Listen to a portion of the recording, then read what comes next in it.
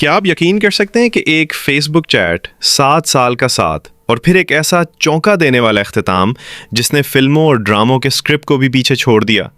میرا نام جنید ہے اور میں سیالکوٹ کے ایک چھوٹے سے گاؤں میں رہنے والا ایک عام سا لڑکا ہوں۔ 2012 میں فیس بک پر میری ملاقات سمبڑی آل کے ایک چھوٹے سے گاؤں میں رہنے والی ہمنا سے ہوئی۔ تب مجھے اندازہ نہیں تھا کہ یہ ایک چھوٹی سی دوستی میری زندگی کا سب سے بڑا اور عجیب ترین تجربہ بن جائے گی۔ 2012 سے 2019 تک کا یہ سفر محبت تھی، دھوکہ تھا یا کچھ اور؟ میرا بریک اپ کسی عام کہانی جیسا ہرگز نہیں تھا۔ وہ کیا ہوا تھا اس نومبر کی سرد رات میں جس نے سب کچھ بدل کر رکھ دیا؟ میری اس سچی اور لرزہ خیز آپ بیتی کا ہر لفظ آپ کو سوچنے پر مجبور کر دے گا۔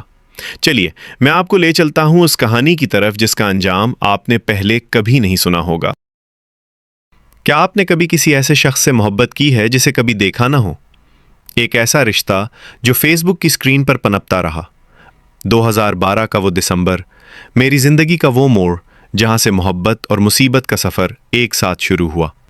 365 دن فیس بک کی چیٹ باکس میں ہم نے ایک دوسرے کو اپنی دنیاؤں میں بسایا ہوا تھا۔ نہ تصویر مانگی، نہ خاندانی پس منظر پوچھا، بس ایک نام، ایک یونیورسٹی کا حوالہ، یونیورسٹی آف گجرات، اور زولوجی کا ڈپارٹمنٹ۔ پھر ایک دن وہ فیصلہ کن گھڑی آئی۔ میں نے کہا ملتے ہیں، اور اس نے حامی بھر لی۔ یونیورسٹی کا کیفیٹیریا۔ ہم دونوں 12 مہینوں کے طویل انتظار کے بعد پہلی بار ایک دوسرے کے سامنے تھے، لیکن تقدیر کے فیصلے کچھ اور تھے۔ کیفے کی میز پر ہم بیٹھے ہی تھے کہ مجھے کسی کی نظروں کا احساس ہوا۔ یونیورسٹی کا وہ گارڈ جو سول کپڑوں میں ایک شکاری کی طرح ہمیں دیکھ رہا تھا۔ وہ جانتا تھا کہ میں یہاں کا نہیں ہوں۔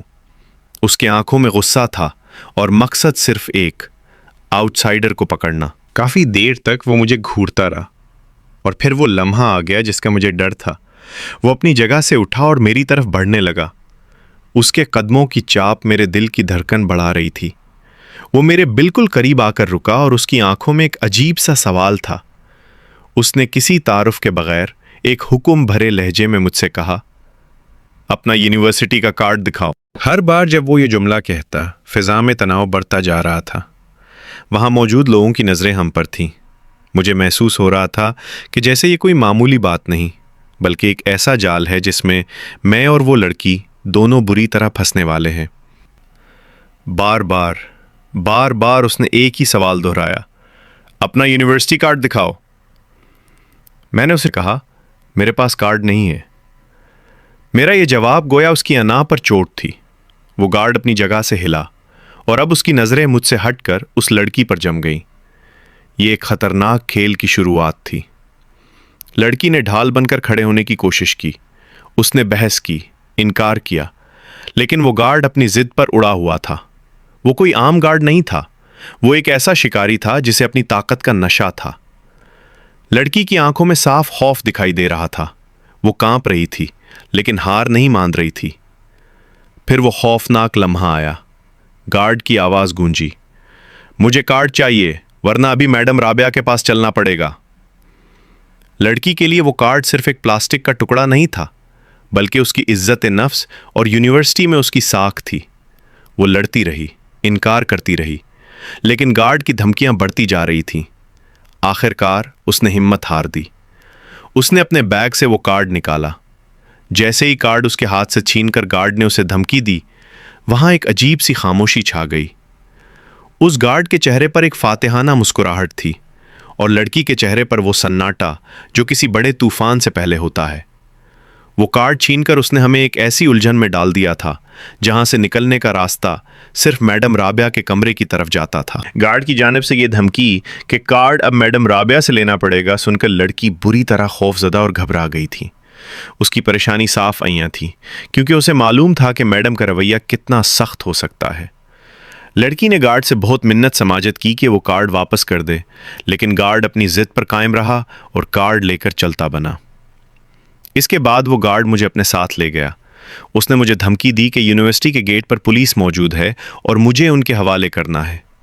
میں نے لڑکی کو ہمت دی، اسے تسلی دی کہ گھبرانے کی ضرورت نہیں، اللہ سب بہتر کرے گا۔ میں گارڈ کے ساتھ گیٹ پر چلا گیا، جہاں اس نے مجھے پولیس اہلکاروں کے حوالے کرتے ہوئے کہا کہ یہ آؤٹ سائڈر ہے اور یونیورسٹی کی طالبہ کے ساتھ ڈیٹ کر رہا تھا۔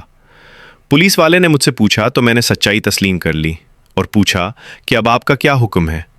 اس نے مجھے جلال پور جٹاں تھانے چلنے کا حکم دیا۔ جب وہ مجھے گاڑی کی طرف لے جا رہے تھے تو راستے میں نے پولیس اہلکار سے بات کی اور معاملے کو رفع دفع کرنے کی کوشش کی۔ کچھ گفت و شنید اور مالی تعاون کے بعد اس نے مجھے وہاں سے جانے کی اجازت دے دی۔ اس نے مجھے واپس گجرات جانے والی گاڑی میں بٹھا دیا اور وہاں سے میں بحفاظت سیالکوٹ پہنچ گیا۔ سفر کے دوران اور بعد میں اس لڑکی کے ساتھ مسلسل رابطے میں تھا۔ وہ اب بھی بہت پریشان تھی کہ میڈم رابعہ کا سامنا کیسے کرے گی۔ میں نے اسے مسلسل حوصلہ دیا اور کہا کہ وہ جائے اور اپنا کارڈ مانگ لے۔ کیا وہ کارڈ واپس لے پائے گی؟ کیا ہمارا یہ تعلق اسی دن ختم ہو جائے گا؟ وہ پہلی ڈیٹ، محبت کی، شاید میرے ریلیشن کی، یا ایک ایسا تجربہ غلطی کی، یا ایک ایسا تجربہ جس نے مجھے زندگی کے وہ رنگ دکھائے جو میں سوچ بھی نہیں سکتا تھا۔ یہ تو بس شروعات تھی۔ اس کے بعد کیا ہوا؟ کیا وہ کارڈ واپس ملا؟ کیا ہماری محبت بچ پائی؟ جاننے کے لیے جڑے رہیے، کیونکہ اگلا حصہ اس سے بھی زیادہ پراسرار ہے۔